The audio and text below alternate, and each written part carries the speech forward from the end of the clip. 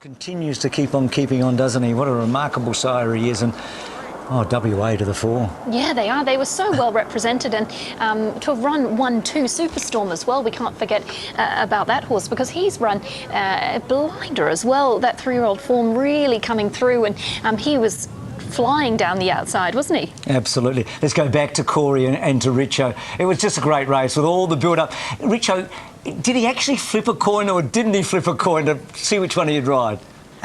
He 100% flipped a coin, and Willie Pike, he was 0 for 35 in Victoria at Metro level before today. He had a ride earlier on, so it made him 0 for 36. He flipped a coin. He couldn't decide which one to go with.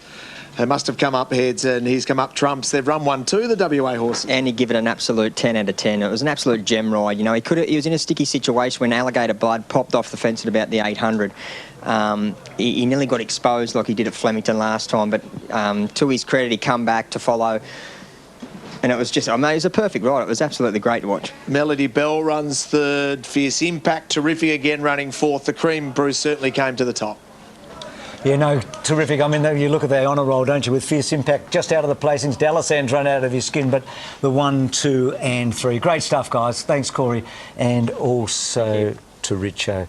So just a great build-up, and turned out to be a wonderful race. And for Melody Bell, well, she's lost nothing today, has she, at all? No, I think she's run right up to expectations. They thought they had her there in the best form, and they certainly did. She's maybe been blocked for a little bit of a run up the straight, but she got out with enough to be able to let down to be competitive. So for Australian viewers, time shortly to stand by to switch from 7 to 7-2.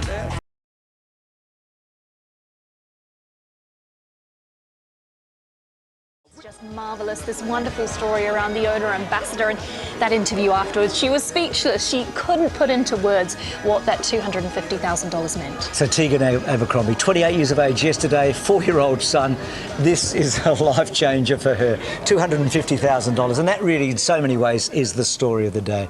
So next week it's a Longines Golden Slipper Day, $3.5 million Golden Slipper, richest 2-year-old race in the world, along with 4 other Group 1 races. Tiaka Sharka's back in the rider. We know now that the Master of Wine, who won earlier, looks like going to the Rand Vet, the 2000, so it's going to be superb, isn't it? So much to look forward to when it comes to Golden Slipper Day. You've got those Group 1s, the Slipper. I just love it. It's like a super Saturday. No, absolutely. Bless you, Emily, bless you. And well done to Opie today in third placing. Just a great day, wasn't it? It was a day with a difference. We started saying how unique and historic it would be, but it's turned out to be a beauty. And Melody Bell, she did your country proud. She sure did us proud, and I just don't think perhaps those really firm tracks are to her liking, but I understand she's going to be heading perhaps towards the Doncaster, and looking at the Sydney weather, she might get that off track that she wants. More to look forward to. Thank you for being with us. A day to remember. The All Star Mile going out west.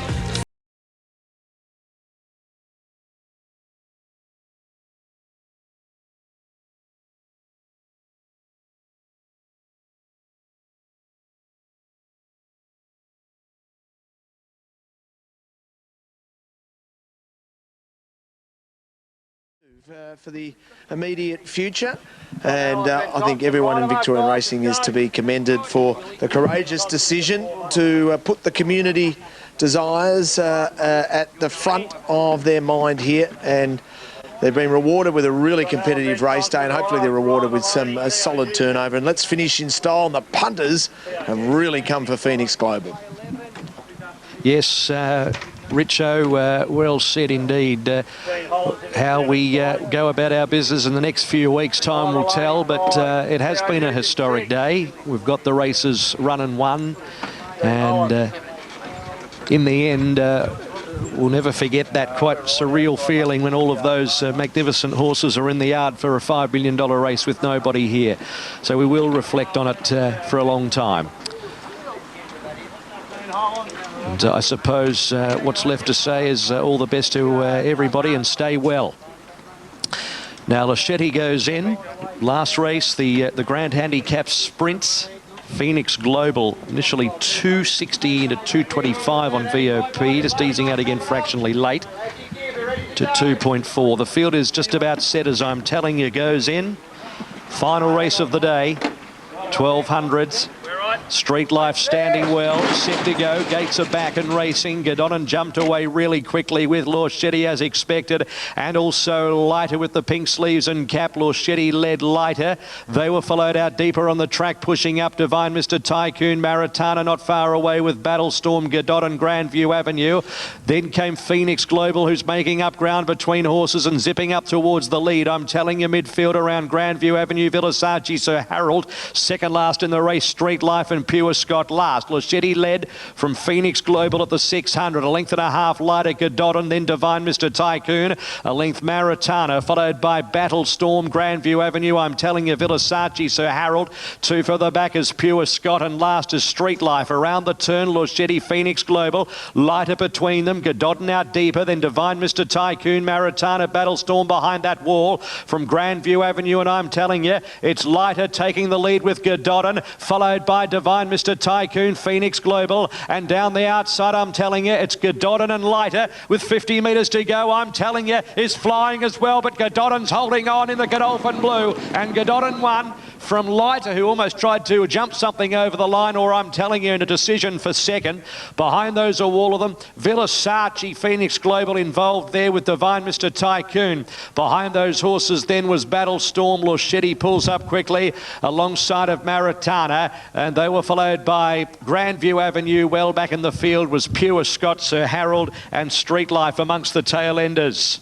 Gododin wins the last for James Cummings and Brad Rawiller. Brad's done a lot of work for Godolphin. He gets rewarded with rides, $8 and $2.40. Litre runs second. I'm telling you, runs consistent yet again in for third, and all the money that had come for Phoenix Global goes astray today. Gododin had trialled up really impressively. Corey Brown saw her in the mounting yard, was certainly taken by the physical appearance of this mare by Exceed and Excel out of that quality Group 1 performer in Benicia, and she gets a first up win today.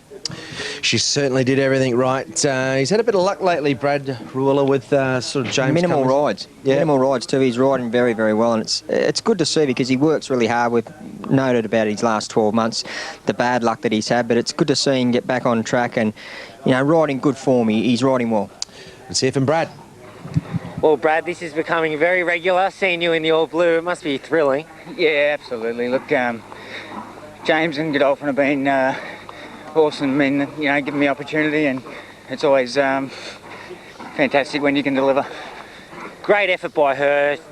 She jumped well, but yeah, ended up in a beautiful spot, but everything just panned out perfectly on straightening. Yeah, absolutely. It was, you say, in a beautiful spot. There was a lot more speed than I envisaged from the inside, but it just, she's, I've ridden her a lot track work, and she trialled awesome last Friday, and I just thought if I light her up to try and get outside the leader, or, you know, just be that little bit closer to the rail, it would have been out of her comfort zone, and we just got such a good rhythm, even though we were covering ground, and when we straightened, you know, we were able to quicken well, and I just knew then we'd be hard to run down because she's, like I said, she's in such good form and she runs so well fresh.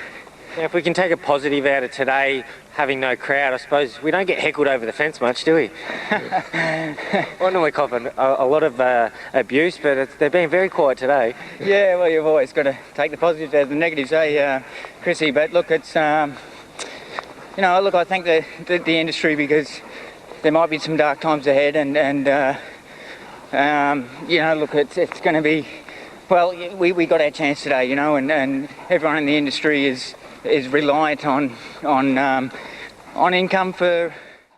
There was an upset in the All Star Mile at Caulfield as Regal Power took out the $5 million race. With no fans on course, the Owner for a Day ambassadors watched on from Crown as hot favourite Alligator Blood was upstaged. Regal Power in front, Superstorm's flying, but it's Regal Power. Regal Power 3/4 of a length to Superstorm. 28-year-old single mum Tegan Abercrombie won $250,000 as the Victoria's Owner ambassador. I'm speechless. Oh, what a fantastic...